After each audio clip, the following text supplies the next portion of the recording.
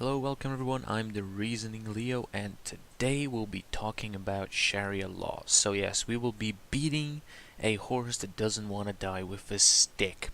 Now, why are we going to be doing this? Well, I'll explain in a minute, but first off, really sorry that it took me this long to make another video. I've been very busy these past few weeks, but hopefully this will make it up at least a little bit. So, Sharia law. Well, what is it? Well, when someone says Sharia law, we always think about Muslims, and rightfully so, because it's an Islamic form of law. So what is it? Well, the definition is this: Sharia, to Arabic-speaking people, means the moral code and religious law of a prophetic religion.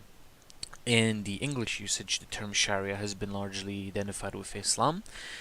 Sharia deals with many topics addressed by secular law, including crime, politics, and economics, as well as personal matters such as sexual intercourse. Keep that in mind for today. Hygiene, diet, prayer, everyday etiquette, and fasting. Though interpretations of Sharia vary between cultures, so basically its strictness, so the definition of it is considered the infallible law of God, as opposed to the human interpretation of the laws. Now, that's very much laid down, so basically what is said in there sticks to Muslims, okay? That is apparently the perfect way of how law should be taken. Now, I told you to keep in mind one thing today, because we'll be discussing part of Sharia law, and to discuss it, just a 5 to 10-minute segment just wouldn't cut it. It's a very, very wide topic. So instead, I'll be giving an example today. The example being, as I said before, keep the sexual intercourse in mind. Sharia law when it comes to women's rights, especially when it comes to sexual intercourse, right? So I'm going to tell you a little story about what happened. So basically, an Austrian tourist, you can guess by now female, is going through a bit of a nightmare. Why? Well, because in early December last year, she decided to go, to a little vacation to a nice luxury hotel in Dubai by herself, which she has every right to do, but women that go alone to Dubai should know that when certain things happen to them, their rights can be completely suspended, which is very wrong, but it does happen. But I digress, so let's move on.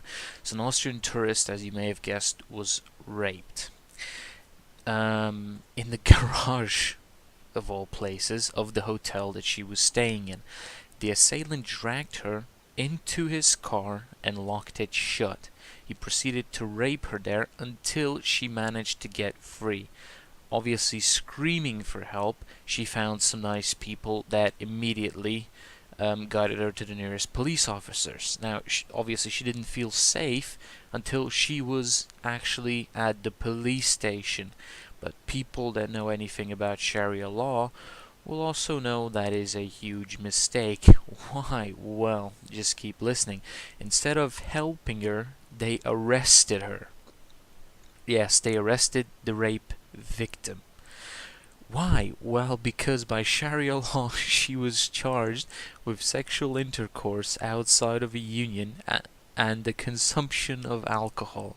Now, for the first, quote, offense, unquote, she can get up to 1 year in prison, and the second, an additional 6 months. Wait, I'm not done yet. It gets better, or should I say worse. The turnabout in the story came through when the police believed the rapist over her. Now, note, first of all, that the rapist was the son of a local police officer. Yeah, you're starting to get the picture. Now, his story was that the sexual intercourse was consensual, so that she was not raped. That furthermore, not just that she demanded money from him afterwards.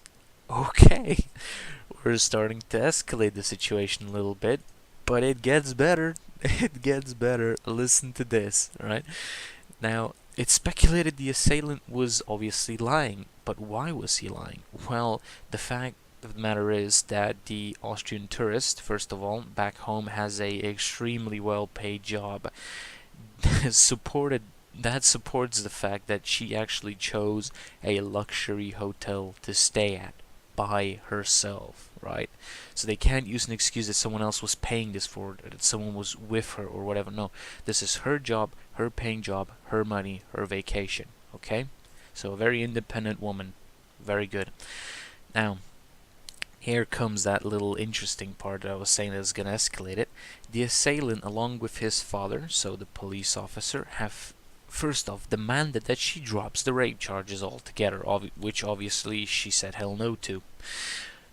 But here's the kicker. The police, so the consultants at the police station, advised that she marry her assailant, so that she marry her rapist. Why?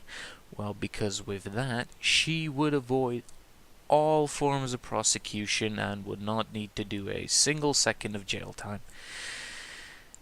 Now, the problem in that, besides the moral implications, that it is absolutely fucking sick, is that experts agree that this would be like going out of the frying pan and into the fire. Why? Well, because if she marries him, she immediately goes under Sharia law. Now, what does that mean? Well, in Sharia law, women and their rights basically non-existent, right? Furthermore, she would not be able to leave the country without the explicit consent of her husband, which, as I'm sure a lot of you know from previous similar stories, would probably never happen, or would happen in about 15 to 20 years, as some of the extreme cases were. Now, the woman's identity is being hidden due to the requests of the family, but she is between the ages of 25 and 30. The reason, obviously, that they don't want her identity to be known is because they don't want the full media spotlight. Now, she's said to be hiding, taking refuge in the local Austrian embassy in Dubai, and her trial under Sharia law will be in February. So, it's just around the corner. Now, what does this tell you? Well, obviously, first, the act is heinous, disgusting, immoral, and I believe anyone that rapes a woman just for the hell of it because they know they can get away with it should get their dick chopped off. But that's just my opinion. Obviously, then come the then comes their quote law unquote. As you might have guessed, it is not a law based on human morals or human principles or equality on any form of the spectrum. What can you do about it? Well, by law, in their country at least, nothing. They rule their country, their law stands. As stupid, as inhumane as it is, it stands because foreigners can't do anything about it. Now, obviously, the Austrian government is going to try and help her as best they can, as was a similar case with a Swedish woman that basically merely a copycat example with the Austrian citizen now. They obviously had a complete hissy fit in Sweden, which they should have about it. They were absolutely outraged and they got her out, with obviously a lot of threats and intimidation between the governments, which I think was quite interesting. Will the Austrian government do the same? I hope so. No woman, no person at all should be treated this way, and the fact that these people are allowed to get away with it again and again and again is a testament of how willing we are to suffer their religious faith altogether. So Sharia law, that is just one small story in a sea of bullshit that happens every single week. There is a story like this nearly every single week.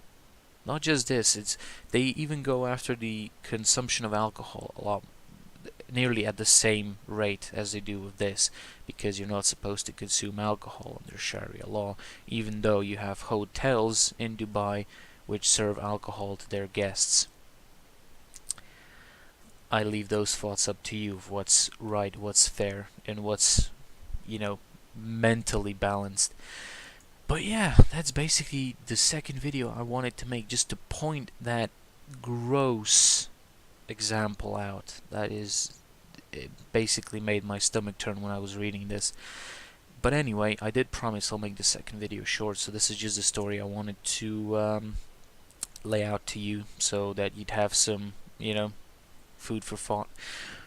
Anyway, thanks for listening, and I promise I'll try and make the next video as soon as I can, as I said, at least one per week, and hopefully you'll be tuning in. This is The Reasoning Leo, signing off.